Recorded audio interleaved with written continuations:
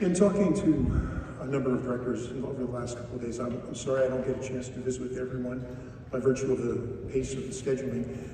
We rehearse a lot, we go to sectional, we eat. We rehearse a lot, we go to sectional, we eat. We get to talk a little bit during lunch, and that's about it. With one exception, my former student, Miss Allen, who introduced me kindly today. None of that stuff is true, by the way. I made it all up for tonight.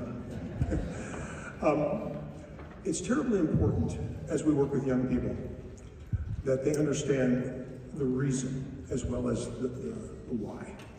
And sometimes, as I said earlier in my comments, playing slow music can be challenging. And earlier in one of the rehearsals, I asked the students, which was the hardest piece? And there was a little bit of thought, and then one wonderful horn player put their hand up and said it was Prospect, this next number. Prospect, there is no other word I can use to apply to it. It's emotional, but even more important, it's soulful. I use the example for these young people that back in the year 1910, 11, my two grandparents got off a boat from Austria and came to this country and landed in New York City and lived there for the rest of their life where my mother was born. It was a German-speaking household in those early years, and they're very grateful they got out of Germany before, of course, either the World War I or World War II. A person like that looks back and wonders, how do I feel about my country? There's a soulful part to that. And this next piece, Prospect, has that content.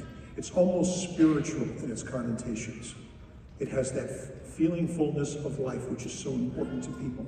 And young people are very capable of getting this. At the first rehearsal, I would suggest it was probably the least good piece.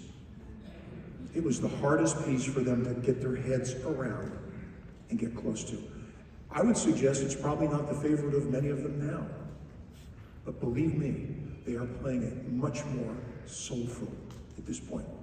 We will prepare for you now this wonderful piece called Prospect by Pierre Laplante.